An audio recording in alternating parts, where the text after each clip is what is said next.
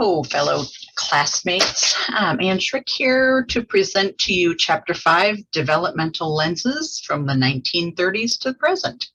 I'm going to share my screen here and see that we can, there we go. All right, so hopefully you can see that, my screen here.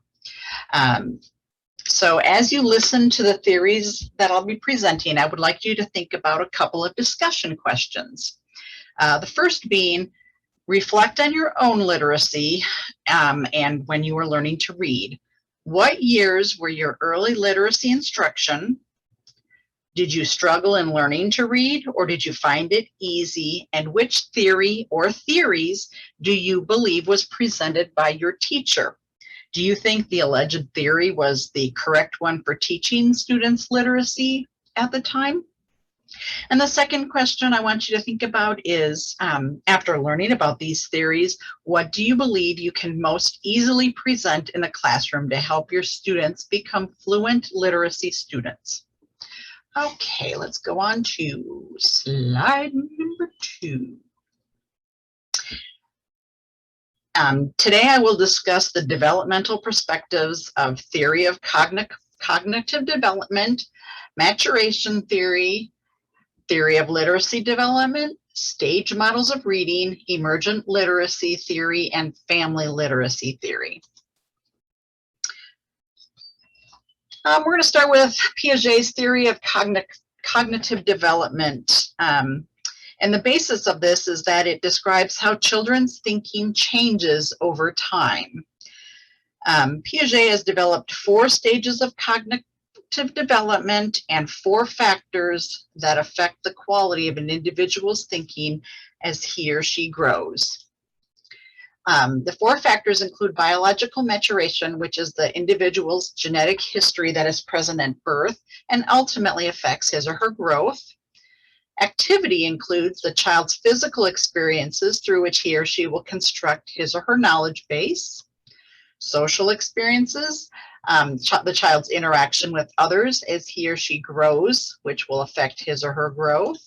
And equilibration, the child's search for cognitive balance when cognitive imbalance or dissonance occurs. Really, we're going to focus more of these stages of cognitive development, though. So these 4 is sensorimotor period, preoperational period, concrete operational period, and formal operational period. So I've got some bouncing in here, but we're going to go to the next slide for a pretty concise definitions. In the sensorimotor stage, the child begins to interact with the environment. So you see this as a baby playing with a mobile. Pre-operational stage, where a child begins to represent the world symbolically. So, you know, if we say teddy, they'll go get a teddy bear, or if we say dog, they might pet the family dog. Concrete operational stage, the child learns rules such as conservation. So here we're in school and starting to put those rules together. And then formal operational stage, the adolescent can transcend the concrete situation and think about the future. So if we tell an adolescent you need to save money for college, they have an idea that college will be in the future and that it's not concretely happening right now. Okay, this next one is the maturation theory from Morfitt and Washburn. While the intention was good, this theory ended up being incorrect and ineffectual for most students. Literacy education and learning was thought to be most effective around the mental age of 6.5. This theory was around from 1931 until the mid-1950s, which means that this is probably the theory that was used in reading education for our parents and grandparents. In my special education classroom, I have to take into consideration this theory because a student's maturation, although not their age, when developing instructional tools for helping each student Many of my students have a literacy and maturation development way behind their peers. Our next one is Holdaway and the theory of literacy development. This slide here has a link that we could go to, and if you would like to at some point, let me know. Holdaway's theory of literacy development revolves around the idea that the development of reading is natural and mimics children's natural development of oral language skills. We understand today that the process of learning to read is not a natural process and must be systematically taught, but it is related to a child's development of oral language skills. There are 4 processes that Holdaway has developed. He studied the social context that supported learning and found these 4 types of common experiences to be demonstration, participation, practice, and performance. So, you know, I do, we do, you do, right? Our next one is the stage models of reading. Stage model theorists believe that students go through development, and when teachers understand what stage their students are in, they can better plan for student needs. The most recent and current stages include pre-alphabetic, partial alphabetic, full alphabetic, and consolidated alphabetic. Pre-alphabetic, let me make sure I don't have any more. Yeah, pre-alphabetic, also known as the logographic stage, children can use visual cues as the primary method of word recognition and memorize their words by shape. Yikes! Oh, we don't like that in the science of reading world. Partial alphabetic, also known as phonetic cue reading, children will use some letter sound cues to help them identify words. They may use a letter or 2, and it may involve some guessing. Oh, we don't like the guessing either. But once they fully learn their alphabet, we can fix that. Full alphabetic stage, readers strive to process all of the letters and words, and the reading processes may become slowed if students focus on the letter by letter reading instead of the automatic knowing what each letter is.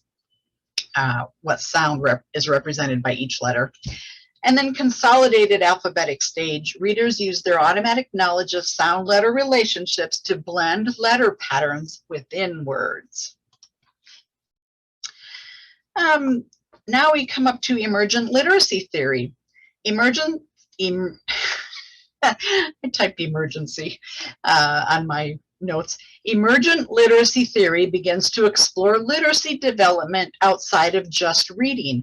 However, focuses on the birth to around 3rd grade. It is important to understand that 3rd grade is more of a functional level than a grade or age level, though. Some students, such as those with disabilities, may fall outside of this end of the range. Marie Clay notes that literacy development begins early in life and it does not end. It is ongoing, as is evidenced by those of us in this class learning more about literacy, right? And, emergent literacy theory has 3 basic tenets. The first one is that children's development in the areas of listening, speaking, reading, and writing are all interrelated. We'll learn, if you haven't already, that children who are spoken to early on tend to be better readers later on when they are high into their literacy instruction. Number 2 is literacy development starts at birth and is continuous and ongoing. And number 3 is a child's home environment plays a critical role on the development of listening, speaking, reading, and writing skills that begin at birth. Our next one starts with family literacy theory. FLT puts into play the role a child's family has in their literacy journey. We are discovering that the more involved the family is, the more successful the student is. FLT refers to a series of ideas proposed by many researchers who share similar viewpoints. And those are the design and implementation and evaluation of family members, the relationships between literacy use in families and student academic achievements, and the ways in which literacy is naturally used within the context of a home. Again, going back to that statement I just made, that the more involved a student's family is, the more successful they are in their literacy journey. This next one here is some classroom applications, and I would be happy to share this with all of you as well. It takes into all of the theories that I just went through and gives an example of how to use it in the classroom. And then research applications. These are further studies that were done based on these theories. And then some references. So let me stop sharing my screen. There we go.